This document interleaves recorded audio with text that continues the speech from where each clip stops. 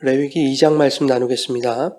2장은 소제에 대해서 말씀하고 있습니다. 소제는 피를 흘리지 않는 것, 즉 곡식이나 열매 같은 수확물들 혹은 양식의 일부를 드리는 것을 말합니다. 1장에서 번제물을 예물이라고 이렇게 표현했던 것처럼 오늘 본문 1절에도 소제로 드리는 것 또한 소제의 예물이다라고 이렇게 표현하고 있습니다. 많은 교회들에서 레위기의 제사들을 다룰 때에 참으로 안타까운 부분들이 있습니다.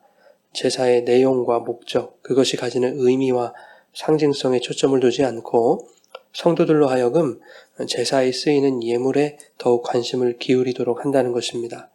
그들은 이렇게 말하죠.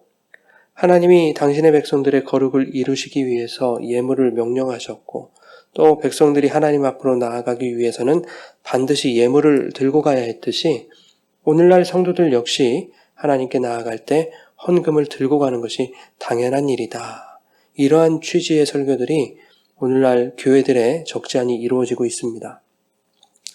다음에 살펴보겠지만 3장에서도 화목제의 예물에 대한 말씀이 나오지 않습니까? 그러니 많은 교회들이 또 이렇게 얘기하는 거죠. 하나님은 이처럼 성도들을 당신 앞에 거룩한 자로 나아오게 하시기 위해서 번제에서도 또 소제에서도 화목제에서도 성도들이 들고 나와야 할 헌금을 강조하고 계신다. 이렇게 말씀하고 있는 거죠. 헌금이 이렇게 중요한 것이다. 반드시 내야 하는 것이다. 라는 것을 강조하는 것입니다.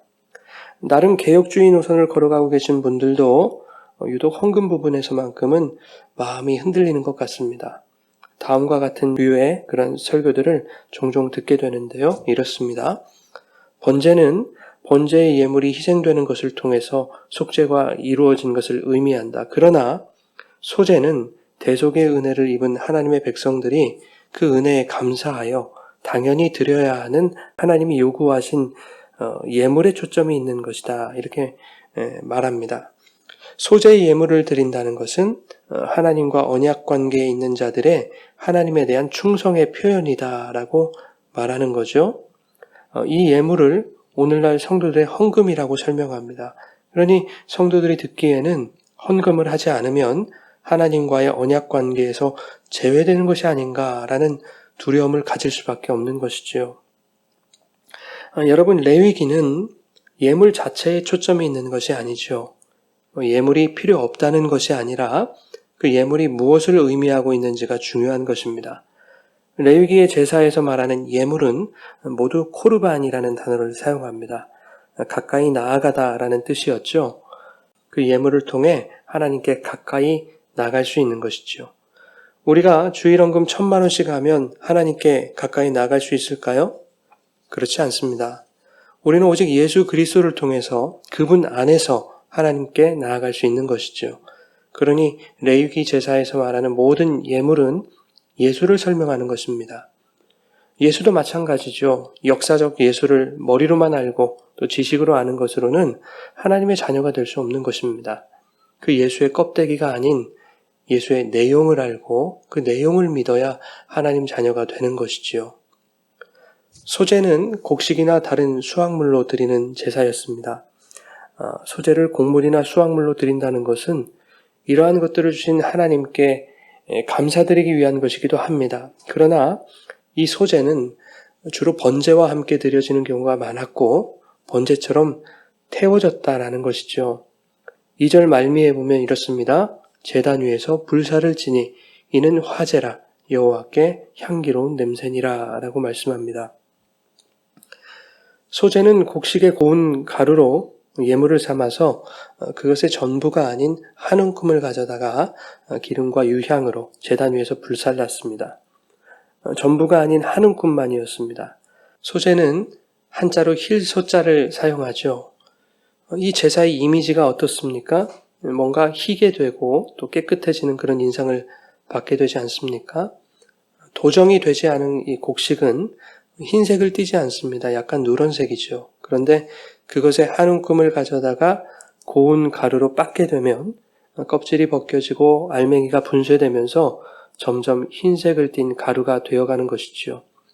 9절 말씀에 보면 그 소제물 중에서 기념할 것을 가져다가 제단 위에서 불사를 지니 이는 화제라 여호와께 향기로운 냄새니라 라고 말씀합니다. 소제는 그 소제물 중에서 기념할 것을 가져다가 불사르는 것입니다. 그 고운 가루 한 움큼이 백성이 가져온 예물 중에서 기념할 만한 것이고 그것만 태운다는 것입니다. 그러므로 그 한 움큼의 고운 가루는 예물 전체를 대표해서 태워지는 것이지요. 이 또한 모든 죄인을 대표해서 희생제물로 태워지신 흠없고 순결하신 그 예수님, 그 예물 되신 예수님을 의미하는 것입니다. 그러면 나머지는 쓸데없는 것인가? 그렇지 않습니다. 3절 말씀에 보면 이는 여호와의 화제물 중에 지극히 거룩한 것이다. 이렇게 말씀하고 있죠. 예수님이 죄인들을 대표하여 십자가에 죽어주심으로 이제 모든 성도가 하나님 앞에 거룩하게 되어지는 것입니다. 같은 3절 말씀에 그 남은 것이 제사장들에게 돌아갔다라고 하는 것을 헌금과 연결지어서 자기 주머니를 채우려고 하는 교회의 악당들이 있습니다. 이 악당들이 대부분 목사라는 것이 참 마음을 아프게 하죠. 이 말씀이 그 당시 제사장들에게 어떤 의미로 주어진 말씀이었겠습니까? 너희에게 돌아오는 이 모든 몫이 얼마나 소중한 것인지를 깨달아라 라고 하는 말씀이겠죠.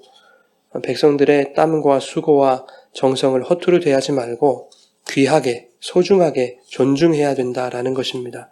그렇다면 오늘날 교회에게는 이 말씀이 어떻게 적용되는 것이겠습니까? 크게 두 가지 의미로 볼 수 있을 것 같습니다. 첫째는 헌금을 가지고 목사들 사리사욕을 채워도 된다라는 말씀이 아니라 오히려 정반대의 의미일 것입니다.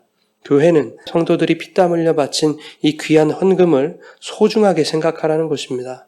둘째는 예수 그리스도께서 한 움큼의 대표로 불살라짐을 통해서 나머지 모든 성도가 하나님 앞에 지극히 거룩하게 되었다는 것입니다. 그러므로 교회는 이 성도들 한 사람 한 사람을 소중하게 생각하고 존중해야 된다라는 뜻입니다.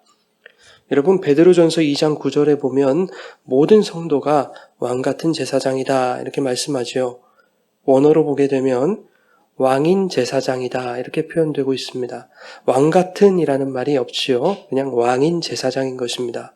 모든 성도가 제사장이라면 한 움큼이 태워짐으로 하나님 앞에 지극히 거룩하게 되어진 나머지 것들이 제사장들에게 주어졌다라는 것은 오늘날 교회 안에 있는 제사장인 성도 상호 간에 상대방을 거룩하고 소중한 존재들로 주셨다라는 뜻일 것입니다. 그러니 이처럼 지극히 거룩한 너희들 속에 예수를 너희의 대표로, 너희의 기념으로 삼고 상대방을 대할 때에 그의 속에 있는 예수를 대하듯 하라라고 하는 말씀일 것입니다.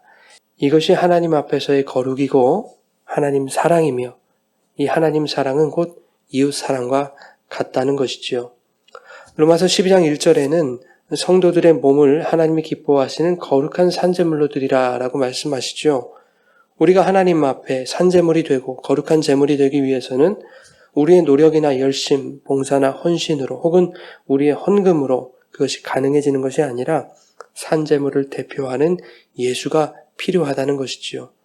예수님이 고운 가루 한 움큼이 되어주셨듯이 깨지고 빠지는 수고와 헌신과 고통은 우리의 것이 아니라 주님의 몫이었습니다.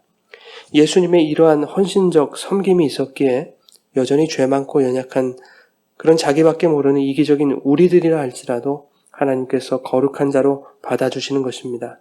이것이 바로 은혜인 것이죠. 내가 좀 더 양보하고 좀 더 손해보고 내가 먼저 헌신하는 것 분명히 우리의 삶에서 또 교회 안에서 필요합니다. 그러나 그것이 하나님 앞에서의 성도의 거룩이지는 않습니다.